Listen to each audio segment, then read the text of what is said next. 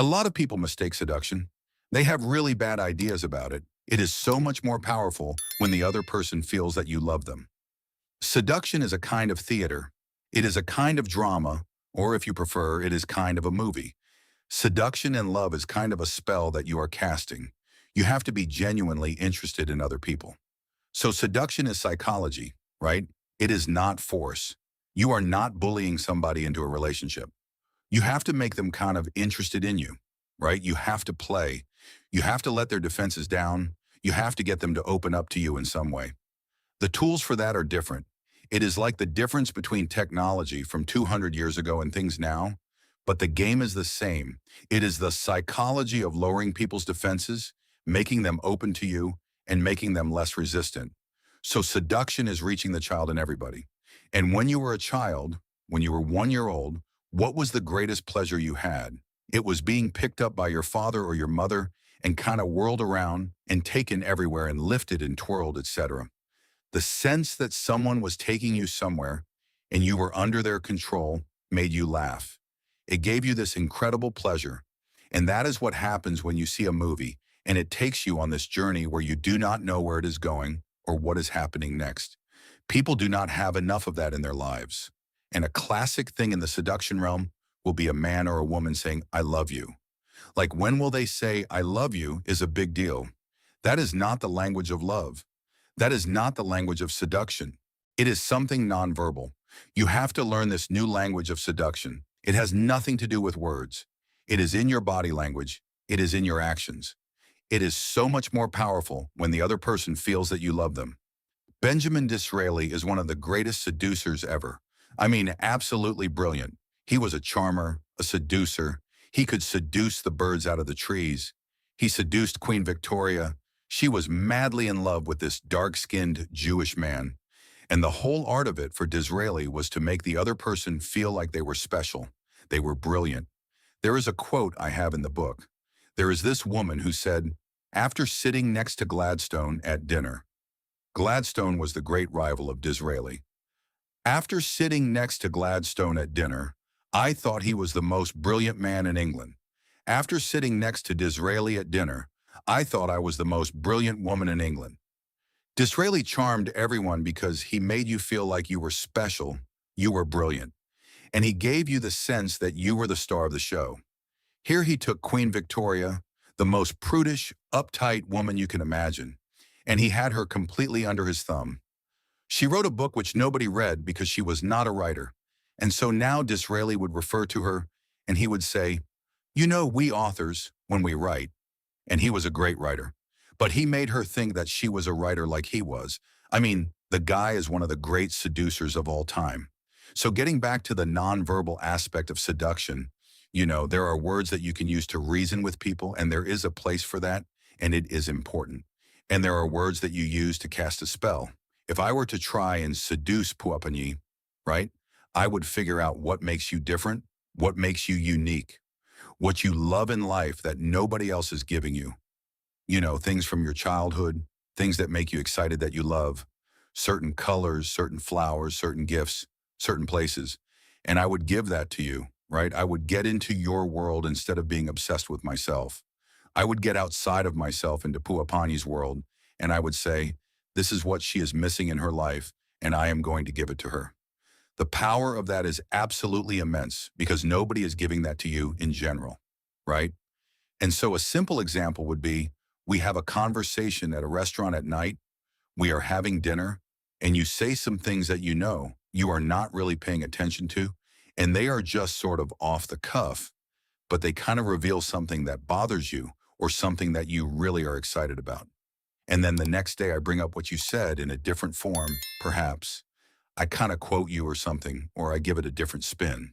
And I do not call attention to it, but to you that goes, wow, Robert was actually really listening to me.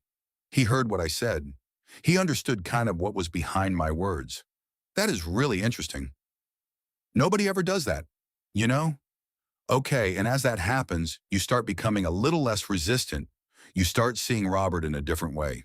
You say, maybe this person can give me things that I do not get from other people.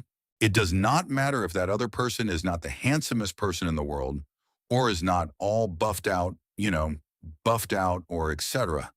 But they understand the psychology, right? They understand for a man what a woman is missing or for a woman what a man is missing. They understand this.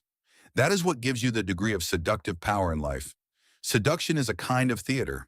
It is a kind of drama, or if you prefer, it is kind of a movie. So normally our lives are kind of drab and boring. We are working in our office at our home. We kind of dress sort of sloppily. We kind of eat the same food. We have the same habits. When you are in a seduction or a courtship of some kind, it is like you are lifted out of your boring life into kind of a theater, to something that is heightened, that is intensified, that is extra. So when you are going on your first date with someone that you like, you do not just dress the way you normally dress, right? You put on something nice. Or you do not simply take them to the local Pizza Hut for the date. You take them to a restaurant with atmosphere. It is like a theater. It is like a stage. You are creating some fantasy. We all want drama in our life. We all want fantasy. We all want something more. And so the fact that someone is making an effort to please you, that they are actually trying to look nicer than they may normally look, they are taking you to places, that they are behaving in a way that is kind of responsive to you, is actually a good thing. It is not in, it is manipulative in one way, but it is a good form of manipulation where you are showing the other person that you are willing to put some effort into this, that it is not just like, oh, I could just show up in my pajamas and it will be okay. Or we can just come over to my house and watch television. We want something more. And a lot of women will complain that the man, after the first couple of dates, he isn't trying anymore. He takes me for granted. He's not doing anything that seems, like he used to do, right? So that sense of courtship, it's like a mating dance between two kind of birds or whatever in nature, right? It's a game. It's a ritual. Don't look at it as manipulation. Look at it as something that goes back thousands of years. It's kind of the animal part of our nature. It's a courtship, and then it involves these kind of rituals of doing things that you normally don't do. The key to making what we're talking about work is what I say. You have to be genuinely interested in other people. So if I'm in a restaurant with Bonnie and I'm in a conversation, I have to go, she's more interesting than I am right now. I'm so used to hearing my own thoughts and my own things that it's kind of boring. I'm tired of it. But Bonnie comes from a different world. If you can start getting in that mind frame, then you want to get into her world. You want to understand what makes her tick. I'm trying to tell you that seduction is like this other area, this other realm that you enter. It's like a courtship, romance area. If it is a sexual seduction, you're taking somebody out of their day-to-day life. They work 9 to 5 1 at a job or wherever it is. And now you're bringing them into this other world where you take them to certain places that are special. You act in a different way. Maybe you dress in a different way.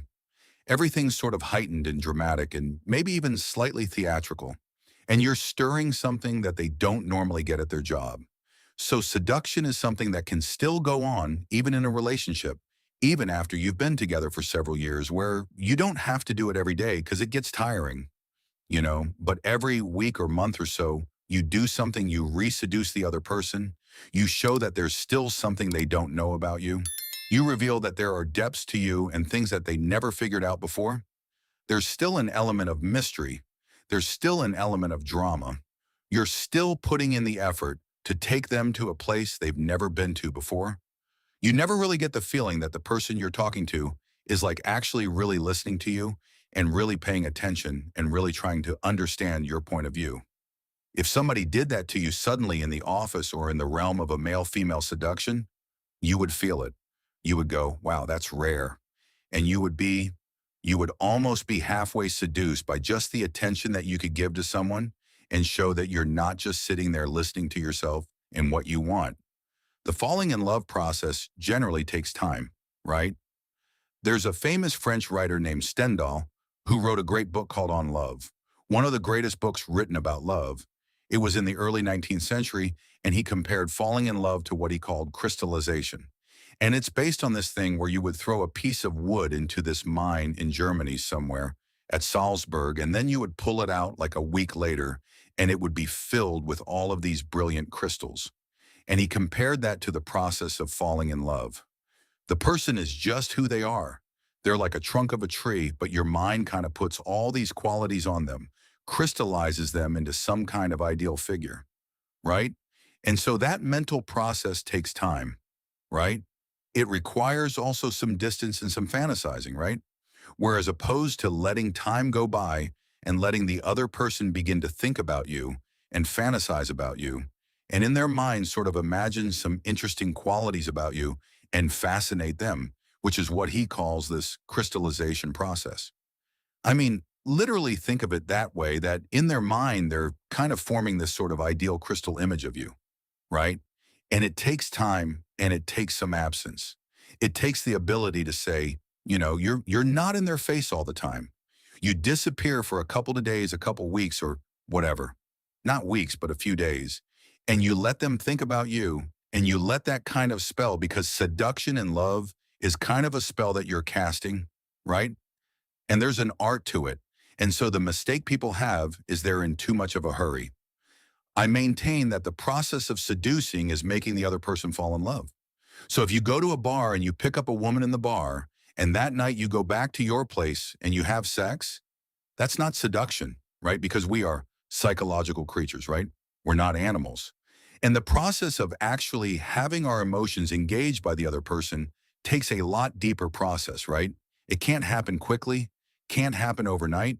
There are plenty of books written out there about how to pick up women or guys in a bar, but the seduction isn't about that. It's something else.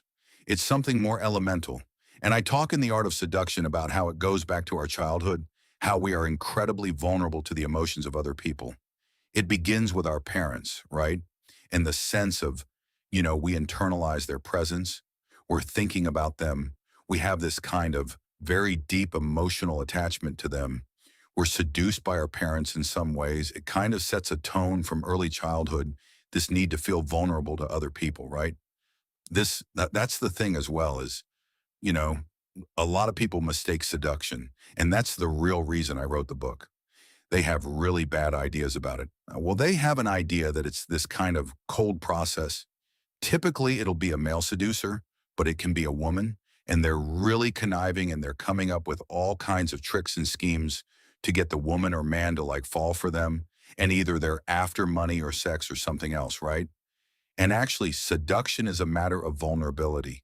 It's making yourself vulnerable to the other person, and to let another person in and to let them have some control over your emotions can be kind of a scary process.